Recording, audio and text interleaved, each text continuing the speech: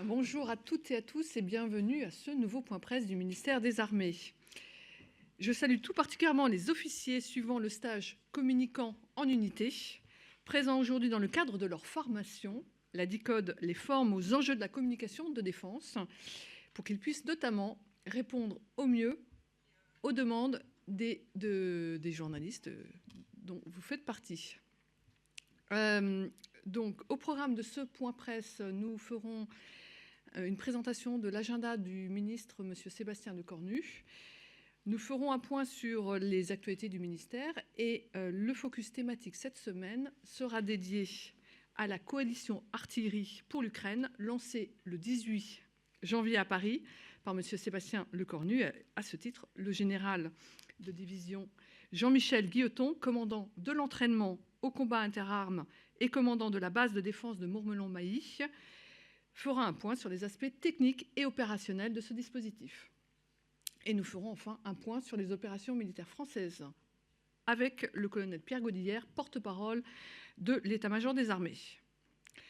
Donc, je commence avec l'agenda. Aujourd'hui et demain, Sébastien Lecornu est aux côtés du président de la République dans le cadre d'une visite officielle en Inde pour le Republic Day of India, journée de la fête nationale indienne. Des troupes militaires françaises placées sous le commandement du colonel Anne-Laure Michel, commandant la base aérienne d'Istres, défileront aux côtés des militaires indiens.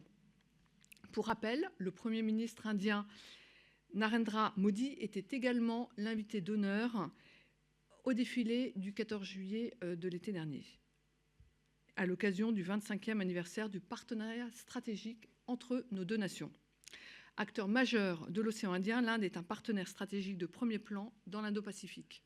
Notre coopération s'appuie sur des actions bilatérales poussées, notamment en matière d'armement, ainsi que sur le développement de nos autonomies stratégiques respectives. Notre partenariat s'est ainsi concrétisé dans le domaine capacitaire et dans le domaine opérationnel avec la tenue d'exercices conjoints réguliers.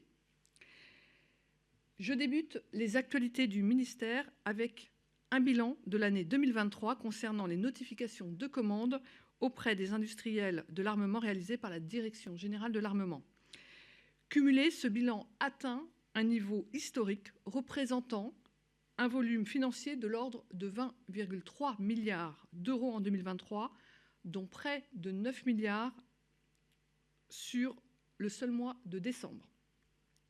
Ce niveau historique s'inscrit dans le cadre de la loi de programmation 2024-2030, dotée de 413,3 milliards d'euros, conformément à la volonté de réarmement exprimée par le président de la République. Ces notifications de commandes sont destinées à renouveler et moderniser les capacités des forces armées dans tous les domaines, aériens, terrestres, navals et spatial. Nous allons regarder ensemble une vidéo rétrospective qui vous présentera le détail des commandes majeures et plus largement les actions de la DGA en 2023.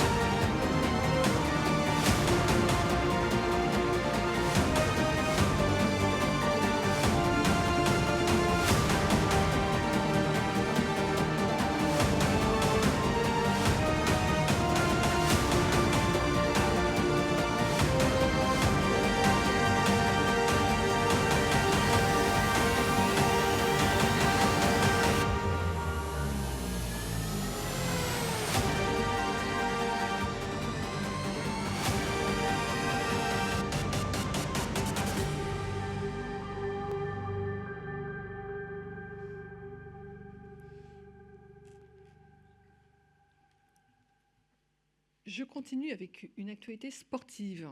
Il n'est pas nécessaire de vous rappeler que cette année, nous accueillons les Jeux olympiques et paralympiques. Et comme vous le savez tous, le monde du sport et celui des armées ont des valeurs communes, telles que le dépassement de soi, l'esprit d'entraide, le sens de la discipline et le courage. Dans ce contexte, l'armée de terre a lancé le challenge Terre Jeunesse. Entre janvier et juin 2024, chaque formation de l'armée de terre organisera un challenge sportif ouvert au public pour promouvoir les valeurs de l'armée de terre auprès de la jeunesse à travers le sport et l'effort. Des challenges ont déjà débuté, je vous en cite deux. Le premier, c'est le 2e régiment d'infanterie de marine qui a co-organisé avec l'équipe de cross du journal Ouest France 2 épreuves de cross-country, la course des lycées qui s'est tenue vendredi dernier, ainsi qu'une course pour les jeunes de 18 à 25 ans qui s'est déroulée 2 jours plus tard. Dans le même esprit, le 93e régiment d'artillerie de montagne a organisé hier le cross-country appelé de rock et de feu, une compétition de course à pied sur terrain varié destinée à la jeunesse. Plusieurs classes de défense, ainsi que des élèves du primaire et du collège, ont pu y participer. Je continue avec un autre challenge, celui de la 2e édition du challenge cyber « Passe ton hack d'abord », qui débute cette semaine. Depuis ce lundi et jusqu'au 9 février, 5000 lycéens répartis en près de 1200 unités, équipes sur tout le territoire national, participent au challenge organisé par le commandement de la cyberdéfense et la Direction générale de l'enseignement scolaire du ministère de l'Éducation nationale, de la jeunesse, des sports et des Jeux olympiques et paralympiques. Le COM Cyber a élaboré des épreuves inédites pour ce challenge, entre autres décrypter un message de type Enigma, pirater un mot de passe, écrire en langage Python ou tester la sécurité d'un site web. La compétition prend la forme d'un Capture the Flag et se déroule sur une plateforme dédiée. Les équipes de lycéens sont amenées à réussir 21 épreuves pour récupérer les flags et marquer le plus de points possible. À l'issue du challenge, outre les récompenses, les lauréats obtiendront un abonnement à la plateforme de formation certifiante CELA dédiée aux défis d'experts en cybersécurité offensive et défensive. Pour rappel, le COMCyber est le commandement opérationnel qui rassemble les forces de cyberdéfense du ministère des Armées. 4000 personnels civils et militaires forment la communauté cyber des armées qui sera renforcée de 1000 cybercombattants supplémentaires dans le cadre de la loi de programmation 2024-2030. Je poursuis avec l'ouverture des candidatures pour le prix Vermeil et Schoendorfer. Le 1er février prochain, créé en 2013, le prix Vermeil est un prix photographique de l'armée de terre qui rend hommage au sergent Sébastien Vermeil, photographe, mort pour la France le 13 juillet 2011 en Afghanistan dans l'accomplissement de sa mission de soldat de l'image. Le prix sergent Sébastien Vermeil met en avant le travail des photographes qui, sur le terrain, accompagnent les actions des femmes et des hommes de l'armée de terre. Et pour l'édition 2024, 3 prix sont en lice. Le prix de la meilleure photographie, le prix du meilleur photoreportage et le prix spécial du partenaire. Le concours est ouvert uniquement aux photographes professionnels qui pourront candidater du 1er février au 30 avril sur le site du ministère. Leurs clichés devront incarner l'engagement des femmes et des hommes de l'armée de terre au service de la France et de leurs concitoyens et devront avoir été pris entre le 15 avril 2023 et le 15 avril 2024. Le prix Schoendorfer récompense quant à lui des œuvres cinématographiques ou audiovisuelles grand public en langue française, mettant en valeur l'engagement contemporain ou la vie des soldats de l'armée de terre. Il a été créé, lui, en 2012 et ce prix rend hommage au réalisateur des films cultes La 317e section, Dien Bien Phu. Et pour l'édition 2024, les vidéastes, professionnels, civils ou militaires, internes ou externes au ministère des Armées, pourront donc déposer leur candidature en ligne du 1er février au 30 avril. 2 prix sont en lice, le format long de type documentaire ou cinématographique et le format court. Je continue avec un séminaire des lycées militaires français et africains. Mardi prochain, le 30 janvier, se tiendra le premier séminaire des lycées militaires africains et français, organisé à l'hôtel de grand commandement de Tours par la direction des ressources humaines de l'armée de terre, ce séminaire réunira 4 lycées de l'armée de terre et des lycées de 8 pays africains, jumelés avec des lycées français. Cette journée sera présidée par le général de corps d'armée Marc Conruit. Elle sera l'occasion pour les lycées de faire un retour d'expérience sur leur jumelage, et la coopération se traduit par des visites croisées, des voyages d'études, des échanges de programmes d'enseignement militaire et académique, ainsi que par l'accueil d'élèves africains méritants et volontaires au sein des lycées de défense. L'un des moments phares et symboliques du renforcement de ce partenariat fut la participation de plusieurs délégations de Prytanée africains au défilé du 14 juillet aux côtés de leurs camarades français. Les médias intéressés sont invités le 30 janvier dans l'après-midi lors de la séquence pendant laquelle les lycées échangent sur leurs jumelages respectifs. Et nous vous invitons à vous rapprocher du CIRPATER si vous êtes intéressé pour y participer. Vous l'avez sans doute noté, aujourd'hui se tient la Journée nationale contre le sexisme. Elle a été décrétée l'année dernière par le président de la République pour une société plus égalitaire. Et cette journée est l'occasion pour le ministère de rappeler qu'il est pleinement engagé dans la lutte contre les violences sexistes et sexuelles. Elle se décline selon 4 axes: l'accompagnement des victimes, la prévention, la transparence et la sanction des auteurs. Elle s'est traduite en 2014 par la création de la cellule Thémis au sein du contrôle général des armées, organisme en charge des personnes. Cette cellule accompagne les victimes, elle recueille les signalements, oriente vers les services médicaux et psychologiques et veille à ce que leurs droits soient connus et leur recommande de porter plainte. En parallèle, Thémis alerte l'armée, la direction ou le service dont dépend la personne afin de réaliser une enquête et de mettre en lumière les faits. Le ministère s'est également engagé en faveur de la mixité. En 2018, le ministère des Armées a créé une direction de projet mixité visant à élaborer et suivre les mesures en faveur de l'égalité. Puis, en 2019, le ministère a lancé le plan mixité à destination du personnel militaire. Depuis sa création, on observe une augmentation de la féminisation des effectifs militaires et une progression du taux de féminisation des recrutements et la pleine réalisation de la mixité des métiers. En 2020, le ministère a également mis en place des référents mixité au sein de chaque unité, et ces référents sont en charge de la sensibilisation du personnel à la politique ministérielle dans ce domaine et sont les interlocuteurs privilégiés des victimes en cas de dérive. Par ailleurs, en 2021, le ministère a lancé un outil numérique de sensibilisation et de lutte contre le sexisme ordinaire, accessible à tous via le site du ministère. Déjà labellisé Égalité professionnelle femmes-hommes en 2020 par l'AFNOR, le ministère des Armées a reçu en mai 2022 la double labellisation dite Alliance, comprenant les labels Égalité et Diversité sur un périmètre couvrant l'ensemble des services du ministère des Armées. Une actualité marine maintenant.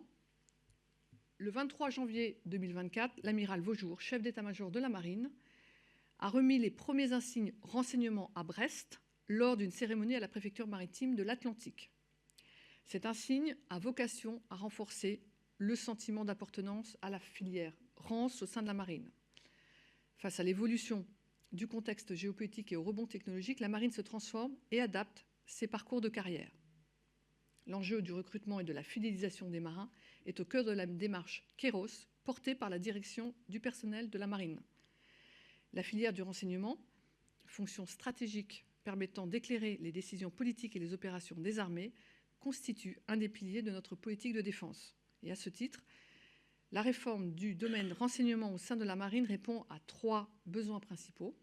Le premier, acculturer les officiers mariniers et officiers de marine dès la formation initiale, offrir des parcours mieux intégrés aux opérations de la marine. Et une des mesures de cette réforme passe par une meilleure visibilité, une identité notamment en interarmée de la spécialité grâce à la création d'un nouvel insigne symbolisant une dominante au cours de la carrière du marin. Cet insigne reprend le symbole de la chouette associée à l'encre de marine et comporte 3 niveaux: argent, or et commandement. Je continue avec 2 actualités en lien avec la mémoire. Le premier, c'est la direction de la mémoire, de la culture et des archives du ministère qui a lancé, mi-décembre, un appel à projet centré sur le 80e anniversaire de la libération de la France pour soutenir la création de dispositifs créatifs et innovants. Son objectif est d'une part de susciter l'intérêt du public en matière de découverte de points d'intérêt historiques et mémoriels, et d'autre part de favoriser la compréhension des enjeux mémoriels et la connaissance des événements historiques. Les projets devront s'inscrire en priorité dans le cadre du cycle mémoriel 2024-2025, défini par le ministère, et porter sur des thèmes relatifs à la Seconde Guerre mondiale, et plus particulièrement à la résistance, la libération et la déportation. L'appel à projet sera clôturé le 11 mars à 17 h et les lauréats seront annoncés cet été. Vous pouvez retrouver toutes les informations sur cette actualité sur le site internet du SGA. Et je conclus les actualités avec un événement majeur. Le 21 février prochain, les cendres de Missak Manouchian et de son épouse Mélinée entreront au Panthéon. 80 ans, jour pour jour, après l'assassinat de Missak Manouchian au Mont-Valérien par les nazis. À l'occasion de la panthéonisation du couple Manouchian, le mémorial du Mont-Valérien, un des 10 hauts lieux de la mémoire nationale, rend hommage à cette figure incarnant les étrangers dans la résistance. Tout au long du mois de février, conférences, projections, créations théâtrales seront proposées en entrée libre jusqu'à la veillée funèbre du 20 février à laquelle pourra assister le grand public. Pour rappel, le Mont-Valérien est le principal lieu d'exécution en France de résistants, otages, communistes ou juifs par l'armée allemande durant la Seconde Guerre mondiale. J'en ai terminé avec les actualités. Avant de passer au focus thématique, avez-vous des questions ?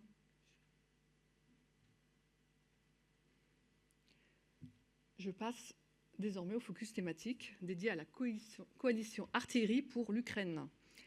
Depuis le 24 février 2022, la France montre son soutien indéfectible à l'Ukraine et sa détermination à soutenir le peuple ukrainien dans la durée face à la guerre d'agression russe. Cela fait 2 ans que la France apporte une aide militaire à l'Ukraine qui consiste notamment à apporter un soutien capacitaire. La France propose une offre complète de soutien à l'Ukraine fondée sur 4 piliers. Livraison capacitaire allant de l'équipement individuel aux chars de combat, maintien en conditions opérationnelles, fourniture de munitions et formation des soldats ukrainiens. Jeudi dernier, lors d'une visioconférence avec son homologue ukrainien Roustem Umerov, le ministre des Armées a annoncé le lancement de la coalition artillerie pour l'Ukraine, placée sous la direction de la France et des États-Unis. Le ministre a également annoncé que 6 Césars achetés par l'Ukraine seraient livrés dans les prochaines semaines. 12 seront financés par le fonds de soutien de la France à l'Ukraine et 60 restant à financer par les alliés de l'Ukraine. La France sera également en mesure de fournir 3000 obus de 155 mm par mois à l'armée ukrainienne dès la fin janvier, contre 2000 actuellement. Par ailleurs, le 17 janvier dernier, le président de la République a annoncé la livraison en 2024 d'une quarantaine de missiles Scalp, ainsi que plusieurs centaines de bombes propulsées A2 SM. La coalition artillerie pour l'Ukraine complète et structure le soutien capacitaire autour de 4 piliers, systèmes d'armes, munitions, environnement et formation. Et cette coalition a pour vocation d'orienter, de fédérer et de coordonner les initiatives des pays participants pour équiper, former et structurer l'artillerie ukrainienne. Pour illustrer ce nouveau pilier de l'aide française à l'Ukraine, nous accueillons donc aujourd'hui le général de division Jean-Michel Guillotin, commandant de l'entraînement au combat interarmes, pour vous présenter les aspects techniques et opérationnels de la coalition. Général, c'est à vous. Merci Madame la Directrice. Le film d'ambiance, s'il vous plaît.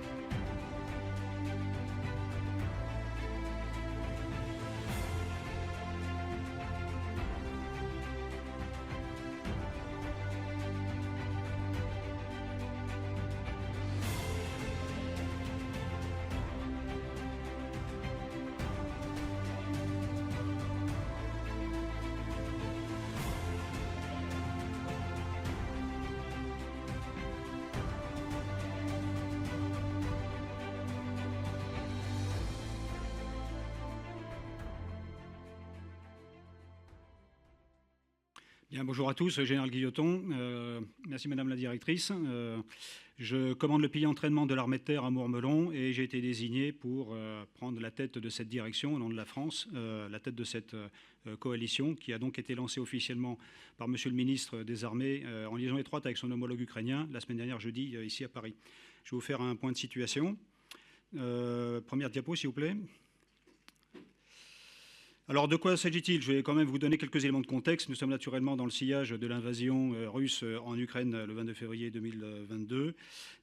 Pour la partie ukrainienne, nous sommes clairement avec une armée qui est au combat depuis maintenant 2 ans et qui manifeste, je pense qu'on peut le dire, des signes de fatigue, sinon d'usure, avec l'échec de la contre-offensive du printemps 2023, malgré la livraison importante de matériels occidentaux, avec aujourd'hui, en plein hiver, un gel du front, et surtout un ratio de force qui est ce qu'il est.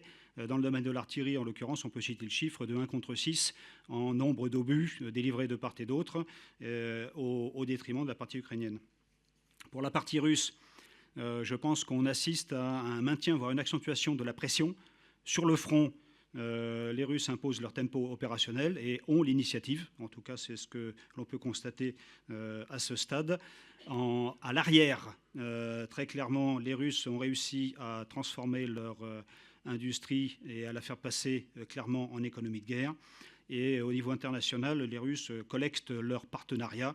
On peut citer la Corée du Nord avec cette livraison d'1 million d'obus provenant de ce pays, et puis l'Iran avec la thématique des drones armés. Surtout, ce que je voudrais dire, c'est que chez les Russes, dans leur doctrine, dans leur manière de concevoir la guerre et de la conduire, ils ont l'habitude de dire « l'artillerie, c'est le dieu de la guerre ». On est très clairement ici sur un fait majeur de la manière de combattre des Russes, qui, on l'a pu le constater pendant la Seconde Guerre mondiale, mais ils sont restés sur ce sillage et avec une masse très clairement imposante de matériel très varié, canons, lance-roquettes multiples, missiles longue portée, drones armés, etc. Et tout ça, ça vient s'ajouter à une manière de cibler les cibles adverses sans complexe. Et on le voit très clairement, ils ne s'interdisent rien et ils frappent très loin dans la profondeur les centres nerveux, les centres énergétiques, la population, etc. Et tout ça, ça se passe dans un contexte également de très grande transparence du champ de bataille et qui connecte très directement les capteurs et les matériels qui produisent des effets, en l'occurrence les matériels d'artillerie et de frappe à longue portée. Et en outre, nous sommes très clairement dans un type de guerre hybride où tout ceci est renforcé par la propagande et toute l'influence que peuvent déployer les Russes sur ce domaine. Je voudrais surtout, une fois que j'ai fait ce bilan, mettre en exergue un risque. Le risque, c'est de voir la nation ukrainienne culminer, c'est-à-dire atteindre le maximum qu'elle peut atteindre en matière d'équipement, en matière de munitions, en matière de logistique, en matière de capacité de combat. Et avec derrière une Russie qui s'organise, qui se met en ordre de marche pour contrebalancer dans la durée et favoriser son rapport de force. On est très clairement dans ce contexte avec ce lancement donc, de coalition artillerie. De quoi parle-t-on? Nous sommes dans le format Rammstein, nous sommes dans cette organisation des nations alliées autour de la défense de l'Ukraine, nous sommes dans cette Ukraine Defense Contact Group, UDCG, qui rassemble 54 nations, 31 appartiennent à l'OTAN, 23 en dehors de l'OTAN, donc ce n'est pas que l'OTAN, c'est bien au-delà de l'OTAN. Et puis surtout, cette volonté de structurer davantage et de mieux coordonner l'aide apportée à l'Ukraine au travers de la mise sur pied, décidée le 19 septembre 2023, sous initiative américaine, des grandes coalitions capacitaires. Alors, je vais en citer 5, c'est vraiment les 5 majeures: capacité maritime, capacité aérienne, capacité blindée, capacité défense solaire et capacité artillerie sur le sol. Dans ce cadre-là, la France a proposé de prendre la direction de cette coalition artillerie sol-sol. Alors, nous avons nos raisons politiques qui peuvent reposer sur 2 aspects. Tout d'abord, on peut parler d'excellence, domaine d'excellence de la France dans ce domaine, sur le plan opérationnel, sur le plan industriel. Très clairement, l'artillerie, c'est vraiment un fleuron de notre armée de terre et c'est vraiment une capacité industrielle, un savoir-faire que nous avons su conserver et qui nous sert bien aujourd'hui. Le deuxième élément qui légitime cette proposition de prendre la direction de cette coalition, c'est l'offre française faite dans le domaine de l'artillerie. Très clairement, aujourd'hui, on a une trentaine de canons César qui ont été cédés à l'Ukraine de la part de la France. On peut y ajouter les 19 canons César cédés directement par le Danemark, qui a cédé 100% de son artillerie, et c'était des canons César. Ça fait 49. Et puis, Madame la directrice vient de le rappeler, nous avons cette offre faite par le ministre la semaine dernière en lançant cette coalition de 6 nouveaux canons César livrables immédiatement, et puis une offre plus globale jusqu'à 72, et une proposition de la France de commencer d'en financer une douzaine, et puis ouvrant aux nations alliées la participation pour financer le reste. On peut ajouter à ces canons César des canons TRF-1, des canons tractés, qui ont été cédés assez rapidement à l'Ukraine, des lance-roquettes uniques, vous les avez vus sur les images. Madame la directrice a rappelé cet effort fait dans le domaine des munitions, qui monte en puissance, avec 3000 obus par mois dès cette année 2024. Et puis à ne pas oublier également toute la partie formation qui est essentielle. Formation des artilleurs ukrainiens sur les matériels cédés.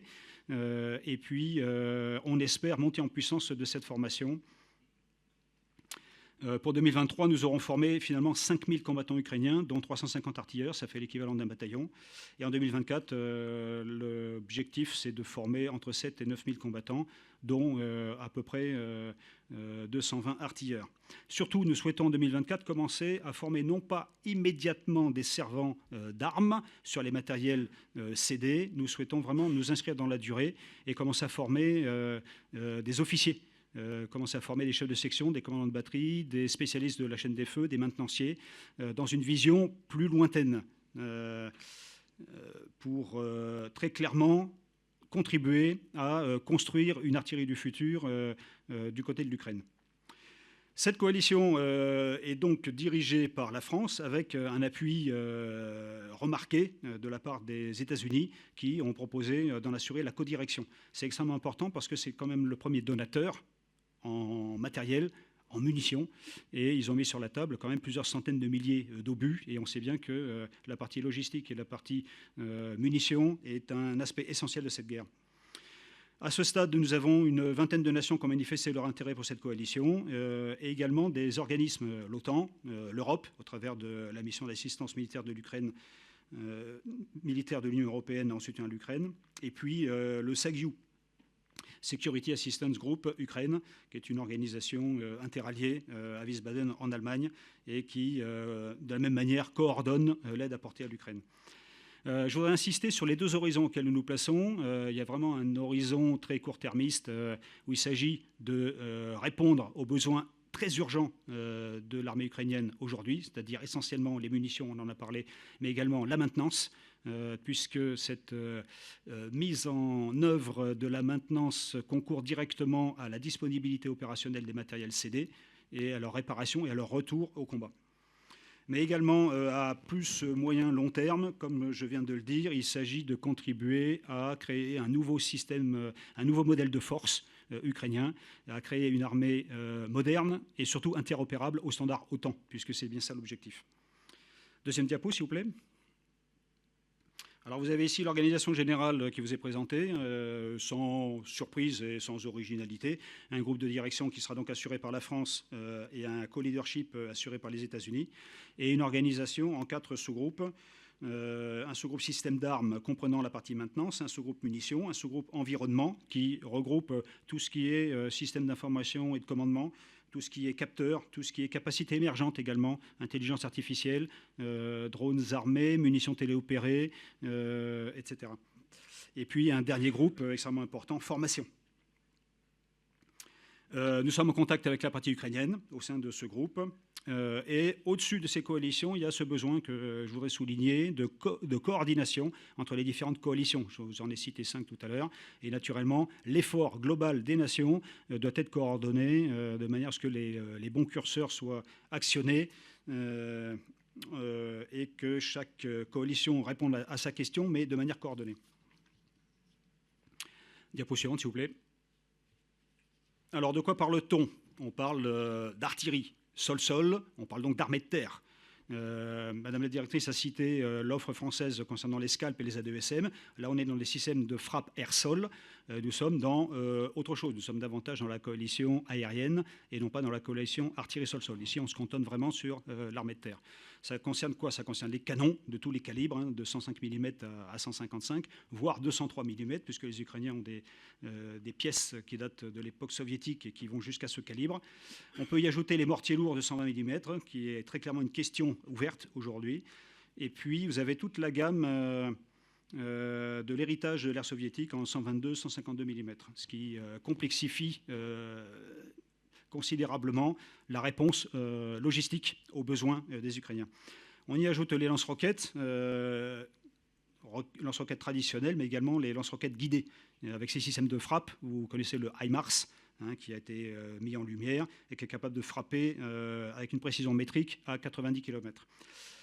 Surtout, ce sur quoi je voudrais insister, c'est l'approche capacitaire au sein de cette coalition, c'est-à-dire qu'on ne va pas se cantonner à s'occuper que des lanceurs, en l'occurrence, mais toute la variété des facettes d'une capacité militaire, c'est-à-dire les munitions, la logistique, la maintenance, la formation, l'entraînement, etc.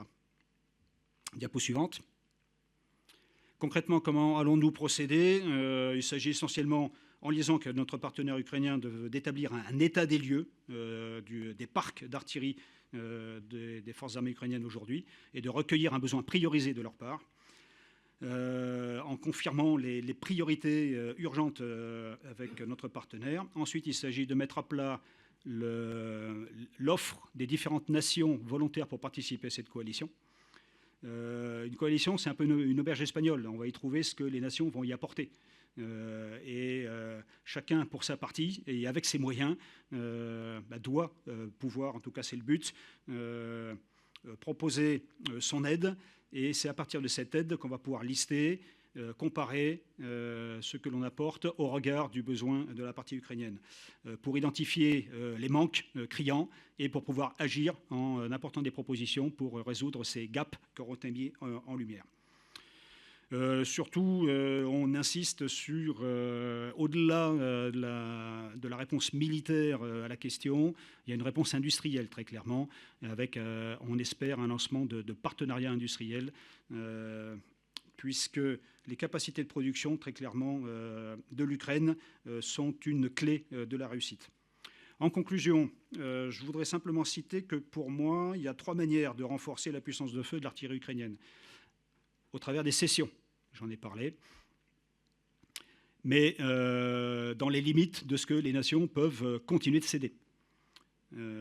Ensuite, en améliorant la disponibilité technique des parcs déjà cédés et des parcs existants de l'artillerie ukrainienne, avec un effort maintenance, très clairement, qui est une des clés du succès. Et puis, le 3e point, c'est de créer les conditions d'une production nationale ukrainienne, sur place, sous licence, de lanceurs, de munitions, de pièces détachées, de logistique. Et là, on arrive à autre chose, on arrive à vraiment à une dimension industrielle de cette guerre. J'en ai terminé, je suis prêt à répondre à vos questions. Moi, je voudrais surtout insister sur ces Ukrainiens que l'on forme. Vous avez vu les images, c'était des images à Cangeverse essentiellement. Il faut quand même avoir conscience que les gens qu'on forme, ils partent au combat. Donc on a ce devoir de formation, et avec cette idée à conserver en tête que là, on arrête de rigoler. On forme des combattants qui vont partir au front. Voilà. Je vous remercie. Merci beaucoup, Général. Avez-vous des questions? Oui.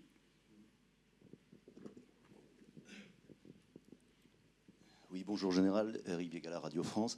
Vous parlez de partenariat à venir, industriel, pour que l'Ukraine puisse constituer ses propres équipements. Est-ce qu'il y a d'ores et déjà des choses qui sont actées? Alors, il me souvient qu'il y a quelques semaines a été annoncé un partenariat avec Rheinmetall, je crois, pour de la production d'obus de 155. Est-ce qu'il y a d'autres choses qui sont actées ou préactées, notamment, je pense au César avec Nexter? Là, on aborde des questions très politiques et très industrielles. Je pense que c'est au cabinet et à la DGA de répondre pour la partie française.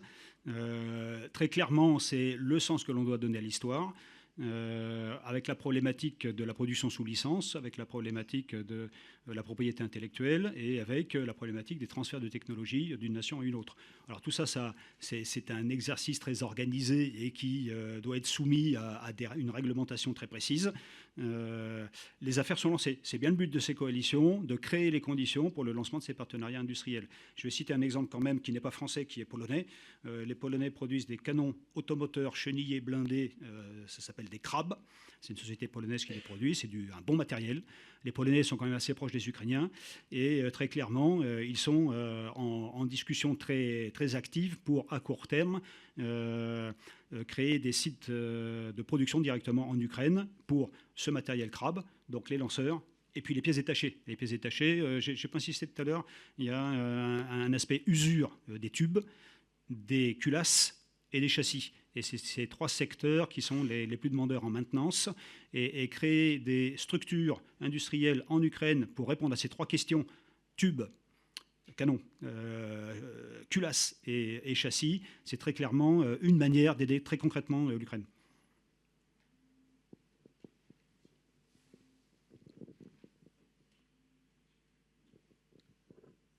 Oui, bonjour, mon général Harold Iman de CNews.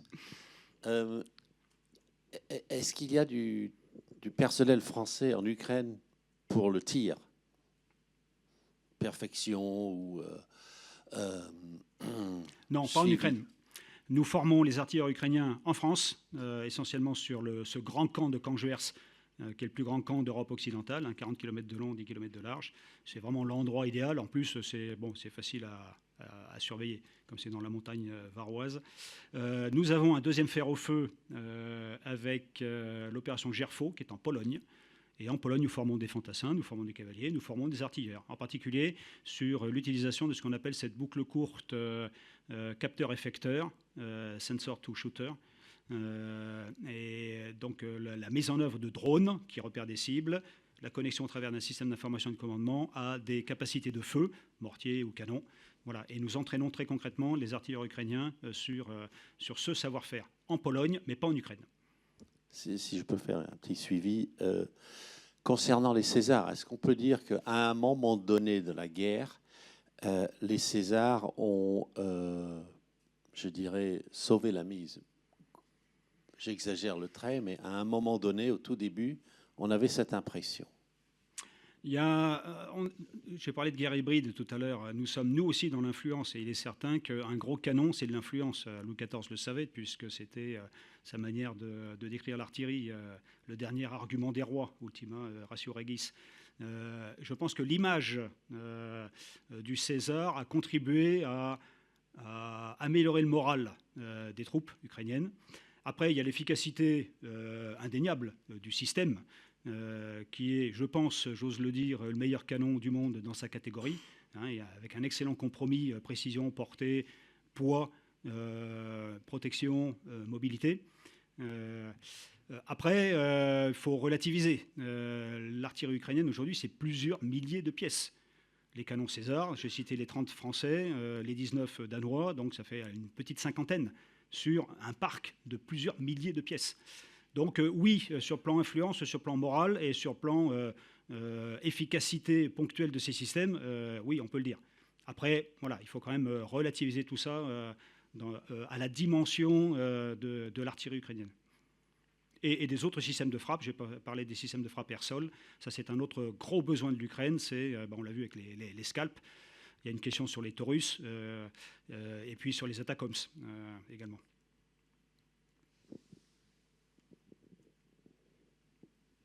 Bonjour mon général, Pascal Samama, BFM Business. Je reste sur les Césars. Le ministre a évoqué 78 Césars, 6 payés par l'Ukraine, 12 par la France. Il en reste une soixantaine. Est-ce qu'on sait déjà comment ils vont être financés et par qui et comment on va convaincre d'autres pays d'investir? Nous en sommes au début de cette coalition artillerie qui a donc été lancée la semaine dernière et c'est l'un des buts très clairement de cette coalition, c'est de faire appel aux nations contributrices. Il y a les nations qui ont des capacités de production, puis les nations qui en ont moins. Alors, si elles n'ont pas de capacité de production, peut-être qu'elles souhaitent apporter leur aide d'une autre manière, en particulier sur le plan financier. Et cette coalition est un réceptacle des bonnes volontés pour constituer un fonds qui pourra permettre de financer, mais pas que. On parle des Césars, mais il n'y a pas que les Césars. On parle de 60 Césars quand même. Oui, absolument. Mais la France n'est pas la seule à proposer des systèmes. Et au final, c'est quand même le client premier, l'armée ukrainienne, qui va exprimer son besoin. Et c'est quand même les Ukrainiens qui vont dire bien vu les Césars, mais c'est peut-être pas ce dont j'ai besoin immédiatement. J'ai peut-être besoin d'autre chose, et puis peut-être qu'un autre partenaire pourra proposer une offre différente qui répondra à d'autres critères. Au final, c'est quand même les Ukrainiens qui vont décider ce qu'ils souhaitent acquérir. J'ai une deuxième question sur la formation des soldats ukrainiens. C'est des combattants aguerris. Est-ce qu'il y a une particularité dans la formation pour former des gens à un profil quand même assez particulier? Vous pensez à quoi? On va former des combattants qui sont déjà sur un terrain de bataille. Ça, c'est une bonne question.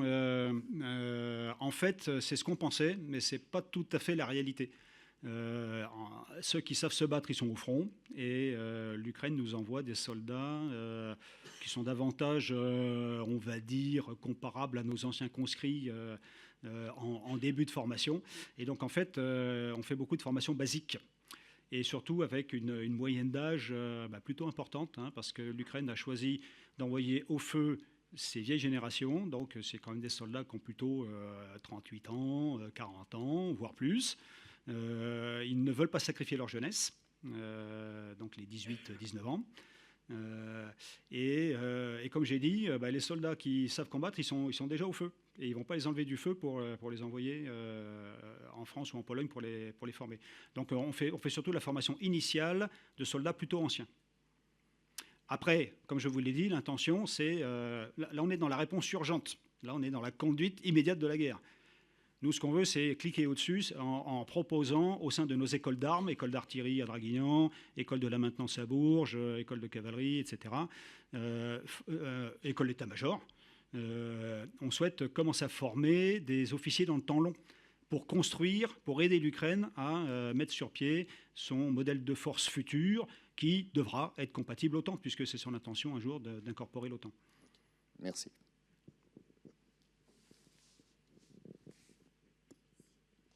Bonjour, Charline Hurel de LCI. Bonjour. Une question, parce que le ministre a abordé la question d'amélioration des Césars avec les drones d'appui, l'intelligence artificielle. Est-ce qu'il y a des informations sur quand est-ce que ça pourrait être le cas, peut-être une échéance?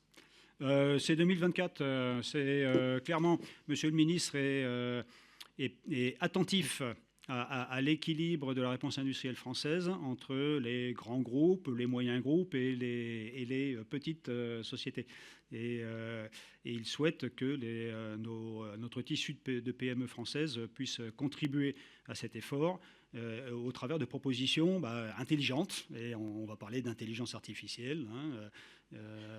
Et donc certaines sociétés françaises sont capables de proposer des choses un petit peu disruptives dans ce domaine pour aider. Je parlais d'environnement, il y a un sous-groupe environnement, je vous l'ai présenté sur l'organisation. Et on parle de meilleure connexion ou de meilleure efficacité de la partie capteur acquisition des cibles reliée à la partie traitement par les pièces d'artillerie. Et donc là, on est dans l'invention d'une nouvelle manière de conduire la guerre, c'est-à-dire de rendre encore plus efficace l'identification et l'acquisition des cibles par nos systèmes de capteurs, donc les drones, les radars, les observateurs à terre, etc., qui vont s'appuyer sur l'intelligence artificielle avec des propositions françaises pour être plus efficaces dans le traitement des cibles.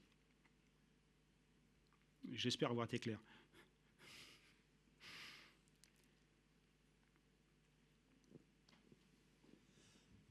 J'ai une question sur les canons russes. Vous disiez qu'ils étaient très avancés, ils étaient connectés, et donc à quel point ils sont bons? Et deuxièmement, même idée, est-ce qu'on est dans une logique de duel de canons ou est-ce que les canons s'évitent et essayent de faire autre chose sur le champ de bataille? Autrement dit, est-ce qu'il y a une surenchère entre Russie et OTAN pour les canons? L'artillerie russe, elle est gigantesque. Et elle s'appuie sur cette doctrine dont j'ai parlé tout à l'heure. C'est une doctrine de masse. On parle de saturation, on parle d'effet de zone, et on parle très clairement de masse. Et on parle de rapport de force. Et ce rapport de force, il est aujourd'hui de 1 contre 6.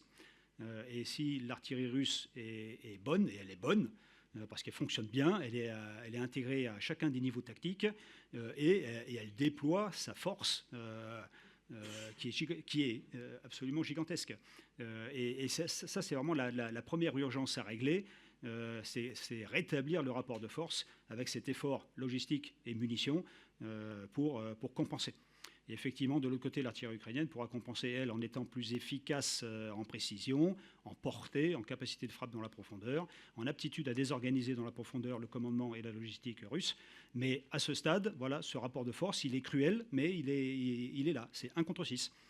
Et les artilleurs russes, ils connaissent leur métier. Mais l'artillerie russe n'est pas technologiquement absolument en avance par rapport à celle de l'OTAN. L'OTAN, au contraire, a toujours un petit peu misé sur la technologie, sur la précision. On le voit bien avec ce système HIMARS dont j'ai parlé. Mais en face, les Russes, ils ont aujourd'hui l'équivalent. Est-ce qu'on va dépasser 1 contre 6? De quel côté? Dans quel sens? 2 contre 6? C'est l'espoir. Oui, est-ce qu'on va dépasser? C'est l'espoir. Après, il y a l'utilisation qui est faite des coups de canon. Les coups de canon qui tombent à côté de la cible, bon, ça anime le paysage, mais c'est pas efficace. Probablement que l'une des clés, c'est de rendre les coups de canon ukrainiens plus efficaces, plus précis, avec un meilleur rendement. Et c'est bien là qu'interviennent les systèmes d'information de commandement, les systèmes d'acquisition, les drones, la guerre électronique et l'intelligence artificielle qui va optimiser, je pense, l'utilisation des munitions par la partie ukrainienne. Avez-vous d'autres questions? Bonjour, mon général Martina Maresta Die Welt. Je suis correspondante pour l'Allemagne et je suis souvent dans une position délicate parce que par rapport au ranking de Kiel, de l'Institut IFW, la France est placée très très basse. Elle est, je ne sais pas, 17e, 18e position par rapport au PIB. Là, pour la première fois, il a eu un rapport parlementaire, donc ils se sont basés sur les chiffres officiels ou qui apparaissent dans le rapport, mais ils disent toujours on peut tracer 600 000 millions, mais pas 1,7 milliard. Comment expliquez-vous ce décalage et comment, qu'est-ce que moi, en tant que entre les deux, je peux argumenter Bon, alors vous rapporterez les informations suivantes. Bon, on peut passer beaucoup de temps à comparer ce que chaque nation donne et puis à tirer des conclusions sur un tel a donné plus que l'autre. Ça fait un petit peu cours de récréation. Et en tout cas, moi, je ne compte pas de cette manière. Ou en tout cas, on peut se poser la question, qu'est-ce qu'il faut compter ? On peut compter l'effort financier de la France, on peut compter l'effort en termes de formation de la France. On peut surtout dire que les alliés, au lieu de se comparer, il ferait mieux de tirer ensemble dans le même sens. Et c'est bien le but de ces coalitions, de travailler ensemble, main dans la main. Et d'ailleurs, dans cette autre coalition défense solaire, la France et l'Allemagne sont main dans la main, puisque c'est une coalition qui est dirigée par l'Allemagne et co-dirigée par la France. Et c'est bien dans cet esprit-là que nous souhaitons travailler. Moi, je voudrais surtout dire que la France, elle a une approche globale. Alors, il n'y a aucun mépris dans ce que je dis, mais la sécurité mondiale est fortement questionnée aujourd'hui et la France essaye d'avoir une vision globale dans le traitement des questions de sécurité au niveau mondial.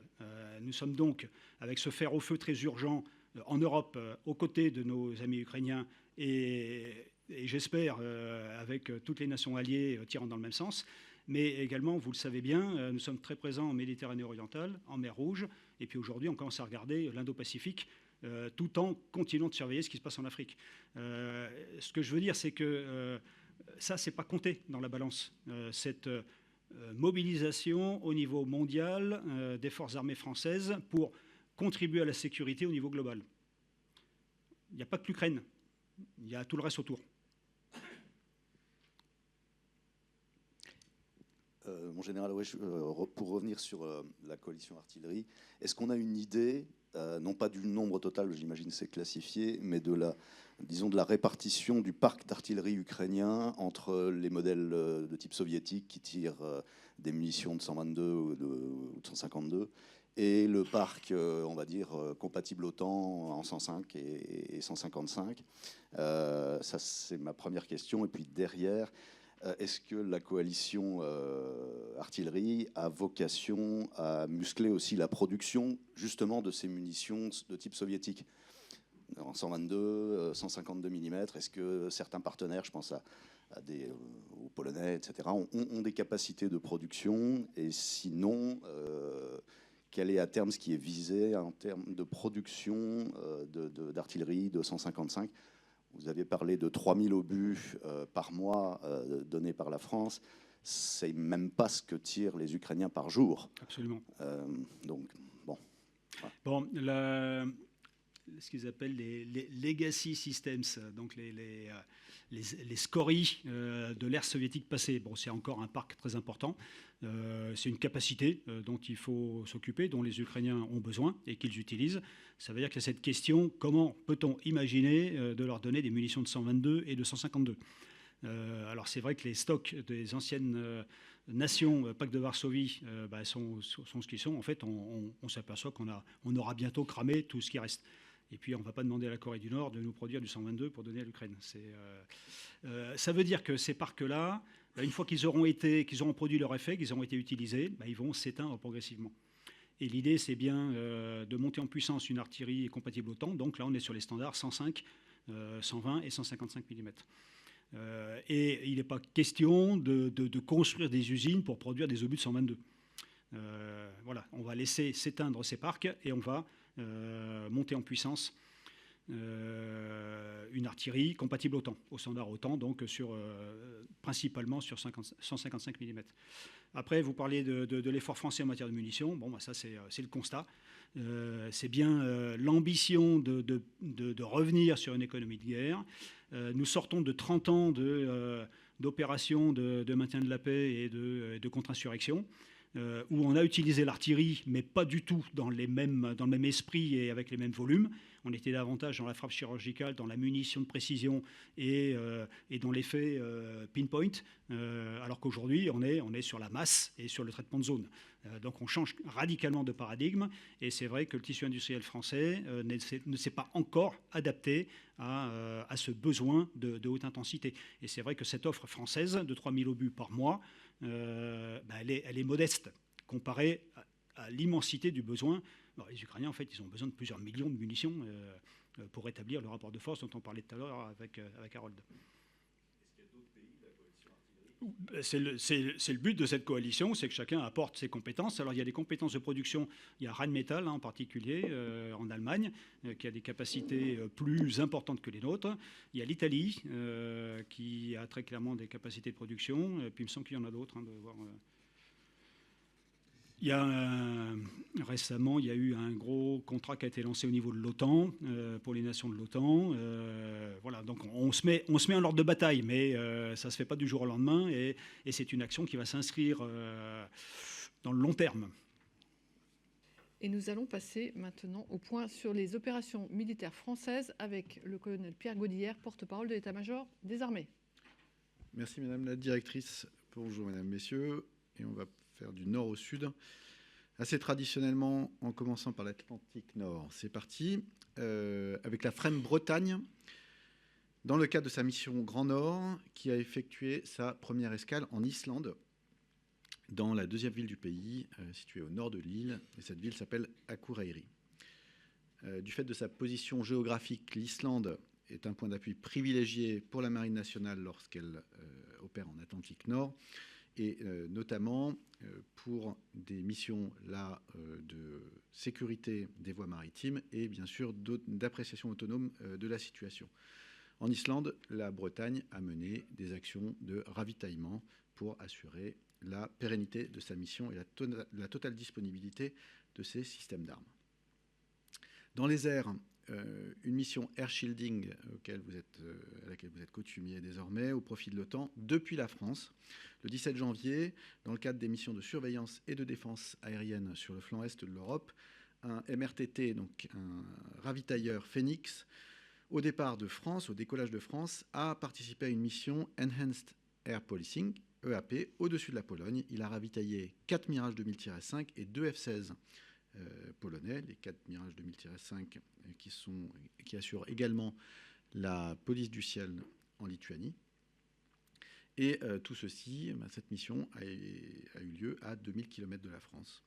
Placée sous le contrôle opérationnel de l'OTAN et effectuée en coopération avec les alliés présents dans le ciel européen, ces missions démontrent l'interopérabilité et la cohésion des membres de l'Alliance. En Roumanie, et sur terre cette fois-ci, du 12 au 19 janvier 2024, les militaires du bataillon multinational ont accueilli leurs homologues roumains, portugais, polonais et de Macédoine du Nord pour un Field Training Exercise, FTX, baptisé Eagle Thunder, sur le camp de Chinku. L'exercice a notamment vu la réalisation de manœuvres de tir interarmes et en mettant en œuvre l'ensemble des armements du bataillon dans un environnement interallié, avec un très haut niveau d'intégration qui caractérise ce conglomérat en Roumanie dont la France est nation cadre. Au Proche et Moyen-Orient, le 23 janvier, 2 Rafales de la base aérienne projetée au Levant ont réalisé un entraînement conjoint avec des contrôleurs aériens irakiens, ce qu'on appelle un vol PNI, Partner Nation Integration, pour renforcer les compétences et l'expertise des contrôleurs tactiques irakiens d'un côté et bien sûr nous entraîner également afin de répondre efficacement aux besoins spécifiques en cas de menace aérienne. Ce scénario comprenait des phases RR, de la surveillance aérienne, de l'identification et de l'interception radar et de la défense aérienne, améliorant donc les capacités opérationnelles des forces irakiennes et françaises. Elle contribue ainsi au maintien de la stabilité régionale dans la lutte contre le terrorisme. C'est aussi évidemment l'affichage d'une qualité excellente de coordination entre les forces armées françaises et irakiennes, soulignant l'engagement de la France au sein de la coalition internationale. Pour les forces françaises déployées dans la zone des forces françaises déployées aux Émirats arabes unis, nous avons un avion de patrouille maritime Atlantique 2 qui poursuit ses vols opérationnels en soutien direct de l'opération Agenor, qui est le volet militaire de l'initiative européenne European-led Maritime Awareness in the Strait of Hormuz, EMASO, et donc d'une part, et de la CTF 150, Combined Task Force 150, qui est une coalition multinationale assurant des missions de surveillance maritime, de lutte contre le terrorisme, la piraterie et les narcotrafics. Ces missions de surveillance contribuent à la sûreté maritime et à la liberté de navigation dans une région particulièrement sensible qui se prolonge jusqu'en mer Rouge, que j'aborde désormais. Vous avez suivi depuis le 8 décembre la frégate multimission Languedoc en mer Rouge, et désormais dans le golfe d'Aden, et elle poursuit ses patrouilles opérationnelles afin de contribuer à la sûreté maritime et la liberté de navigation dans le détroit du BAM, de Bab el-Mandeb. La FREM Alsace, quant à elle, a franchi le canal de Suez la semaine dernière et poursuit désormais sa mission en mer Rouge, alors que la FREM Languedoc est désormais dans le golfe d'Aden. En coopération étroite avec les alliés et les pays de la région, les bâtiments français contribuent au respect du droit international et à la liberté de navigation. En Égypte, dans un contexte du pilier de action humanitaire de la France et de la communauté internationale, le porte-hélicoptère amphibie Dixmude va terminer sa mission à El Arish, débutée le 27 novembre dernier, en étroite collaboration avec les autorités de santé locales. Je vous rappelle qu'il a accueilli une structure hospitalière renforcée interministérielle pendant 2 mois et proposant un centre de soins d'urgence aux populations civiles au plus près de la zone de conflit de la bande de Gaza. Cette mission d'appui humanitaire et médical ce sera réalisé en étroite collaboration avec les autorités égyptiennes, bien sûr, mais a permis d'agréger différentes nations contributrices à bord, notamment des soignants danois, singapouriens, belges, des éléments de liaison britanniques, entre autres. Et donc voilà, bientôt la fin de mission de ce porte-hélicoptère amphibie. En Méditerranée orientale, les armées françaises maintiennent un dispositif cohérent avec une FREMM, la Provence, qui a effectué une escale à Mersin en Turquie et en a profité pour faire de la coopération avec la marine turque, incluant des exercices de lutte antiaérienne, de lutte sous la mer, des évolutions tactiques, des simulations de ravitaillement à la mer et des manœuvres aviation. La FREMM a repris la mer le 22 janvier et poursuit sa mission d'appréciation autonome de situation en Méditerranée orientale. Par ailleurs, depuis le 7 janvier 2024, un Atlantique 2 a été déployé sur la base aéronautique de l'Asud en Crète, un détachement qui a effectué depuis le début de son déploiement 5 vols de surveillance maritime dans la région et un aéronef qui est tout à fait intéressant parce qu'il embarque beaucoup de capteurs et qui, lui aussi, et donc en complément de la frégate dont je viens de parler, contribue à assurer l'appréciation autonome de situation. On bascule en Afrique. Dans le golfe de Guinée, après 2 mois de mission, le patrouilleur de haute mer, le PHM, enseigne de vaisseau Jacoubaix, a été relevé par la frégate de surveillance Germinal ce samedi 20 janvier. La mission du patrouilleur français a débuté par la conduite d'activités communes avec des unités portugaises et espagnoles dans le cadre de la CMP, la Coordinated Maritime Presence européenne. Le Jacoubaix, c'est la seule unité militaire extérieure au pays riverain à patrouiller dans le golfe de Guinée au cours des mois de décembre et janvier, et donc à multiplier des activités de partenariat avec les marines de la région. Ce déploiement a été ponctué de nombreuses actions de lutte contre le narcotrafic, en coopération avec nos partenaires, mais aussi de rassurance auprès des navires de commerce, encore de la sûreté maritime, notamment à la suite de l'attaque d'un tanker par un commando de pirates durant ce déploiement. La mission du Jacoubaix aura une nouvelle fois démontré la pertinence d'une présence militaire dans cette zone stratégique. Après avoir traversé l'Atlantique depuis son port d'attache de Fort-de-France, la frégate de surveillance Germinal a fait son entrée en zone Corymbe. Le Germinal débute sa mission par une première patrouille de lutte contre la pêche illégale, non déclarée, non réglementée, INN, en coopération avec le Cap-Vert. Enfin, le détachement de l'avion Falcon 50, projeté à Dakar, a réalisé 2 missions de police des pêches en coopération avec les autorités sénégalaises et capverdiennes. La semaine passée également, il y a eu le déploiement d'un 2e équipage venu de l'Ambiway, augmentant ainsi les capacités opérationnelles de l'avion en permettant de multiplier les vols opérationnels dans tout le golfe de Guinée, tout en maintenant une tenue d'alerte Search and Rescue au profit de ces activités et depuis le Sénégal. Ces déploiements permettent de travailler et de coordonner l'action de la marine française avec, bien sûr, l'action des marines partenaires engagées dans la sécurisation de cette zone stratégique. Dans l'Indo-Pacifique, dans l'océan Indien, vous avez suivi aussi le passage du cyclone Bellal du 14 au 16 janvier sur l'île de la Réunion. Nous avons engagé des unités des forces armées dans la zone de sud de l'océan Indien, les FASOI, et qui sont intervenus en planification et en action dès les premières heures, en appui des autres services de l'État, bien sûr, puisque c'est une manœuvre interministérielle et dirigée, en l'occurrence, par le préfet. Les armées ont ainsi mobilisé le 2e régiment de parachutistes d'infanterie de marine et le régiment du service militaire adapté de la Réunion, notamment pour déployer des moyens humains, des gens qui ont été envoyés, et des moyens mécanisés pour déblayer les routes. Il y a eu aussi un hélicoptère Panther de la Marine nationale qui a contribué à identifier les zones les plus sinistrées. Et puis, de France, un A400M est parti d'Orléans avec du fret, tandis qu'un A330 MRTT a quitté Istres avec à son bord 130 secouristes de la sécurité civile et également du bataillon des marins-pompiers de Marseille.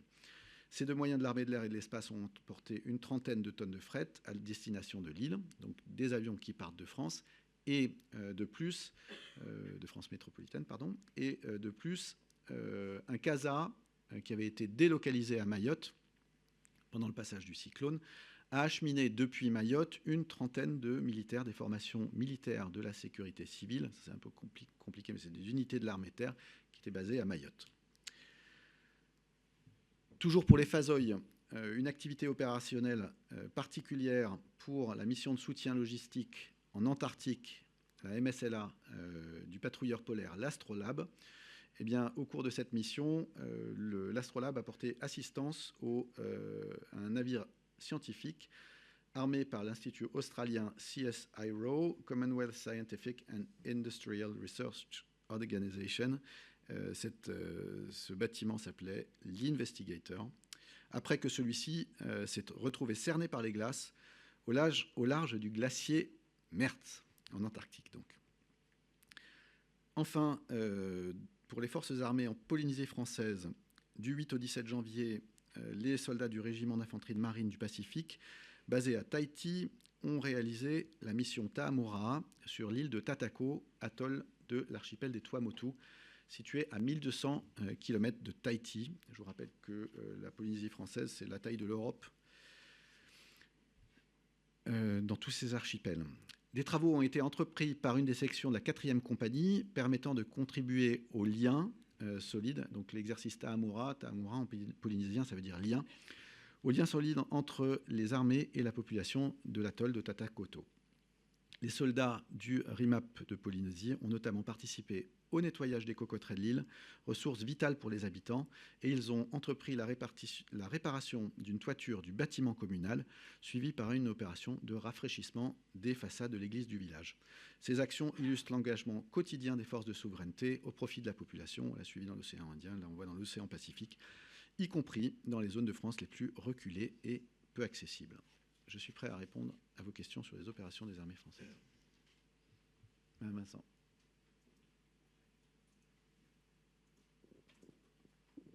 Bonjour, colonel.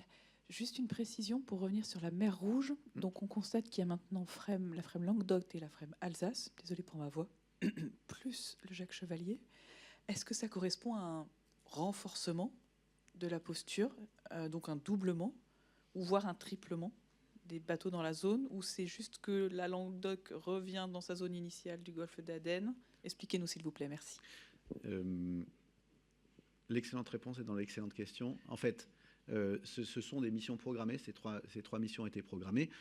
Là, je viens de vous dire que la Languedoc repart vers le golfe d'Aden et ça correspond à l'arrivée ça correspond à l'arrivée de l'Alsace. Donc ponctuellement, oui, vous avez une présence plus importante. Ce qui est très intéressant, important de remarquer, c'est que c'est une zone qu'on ne laisse pas. Voilà, donc plus qu'un renforcement qui est ponctuel, c'est surtout une présence dans une zone stratégique pour la sûreté maritime et pour le trafic maritime mondial, comme vous avez pu le suivre. Ouais. Quelle est la mission de l'Alsace? J'y viens. L'Alsace, elle fait des missions de sûreté maritime. Sûreté maritime, comme on en fait en gros du détroit d'Ormuz jusqu'au canal de Suez. Dans mer Rouge, ça correspond à la surveillance, bien sûr, des attaques qui sont perpétrées contre les navires commerciaux. Vous avez suivi que la Languedoc s'est interposée et a descendu un drone qui s'apprêtait à refrapper le Strinda, par exemple. Enfin, ça, c'était en décembre. Donc c'est bien ce type de mission. C'est de la surveillance, de l'accompagnement pour préserver la sûreté maritime dans la zone.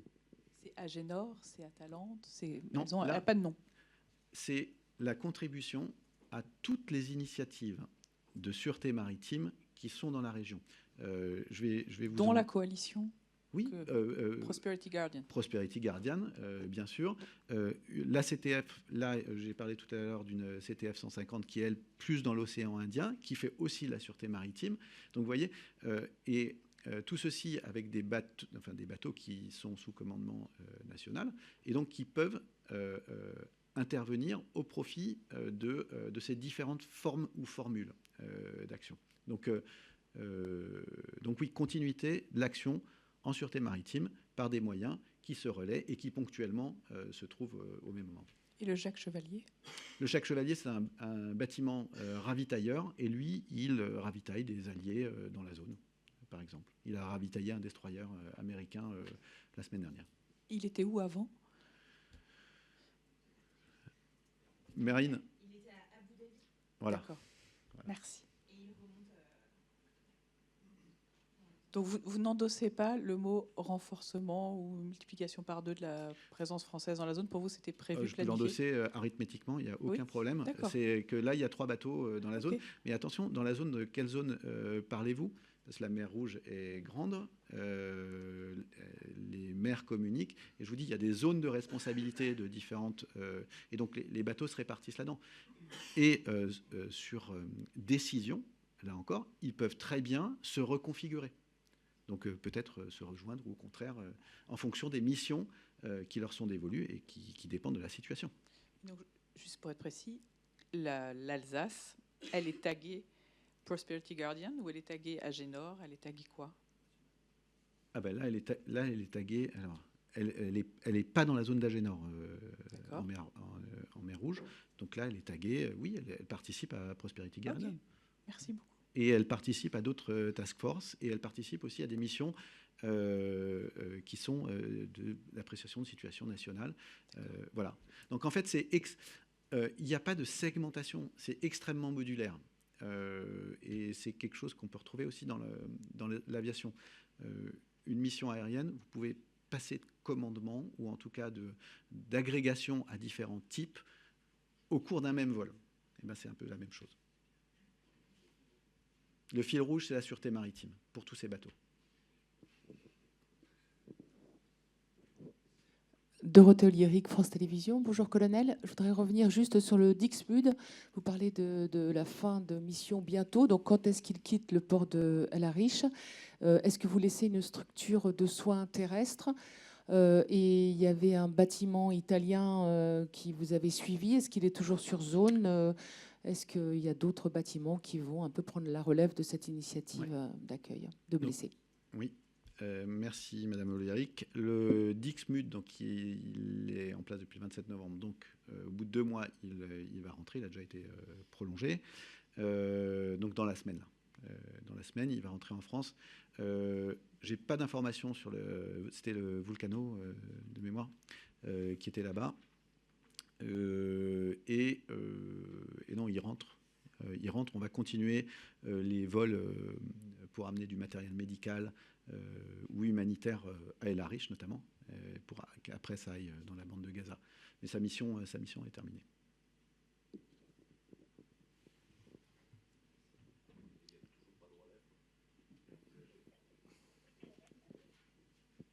Il n'y a toujours pas de relève à envisager du Dixmude? Le Dixmude était parti là-bas sur décision du président de la République pour un temps qui était donné, et il a rempli sa mission. Donc c'est une question qu'il faut poser aussi, pas qu'à la France. D'accord. Bon, on avait évoqué une poursuite de la mission par un autre bâtiment, éventuellement, ou une autre manière de traiter l'aide qui serait envoyée sur Gaza. Alors les réflexions sont toujours en cours, bien sûr. Il faut bien que vous vous disiez que le Dixmude, il a déjà été prolongé, en fait, pour répondre et pour continuer à répondre aux besoins.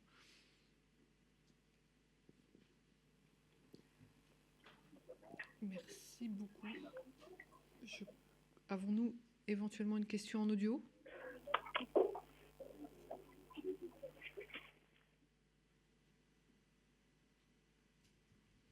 Alors, on n'entend pas très bien. Non, moi, je vous en prie. Harold Iman de CNews. Juste pour balayer un peu large, parce que j'ai perdu le fil depuis quelques mois, est-ce qu'il y a une coopération militaire franco-israélienne?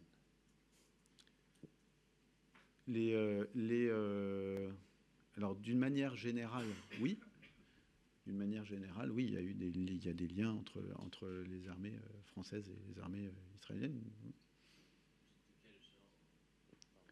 Je peux vous donner, comme aviateur, je peux vous donner des exercices qui ont été menés il y a 2 ans avec l'armée de l'air israélienne, par exemple. Mais pas à présent. Ah, en ce Rien moment, de particulier. en ce moment, rien de particulier.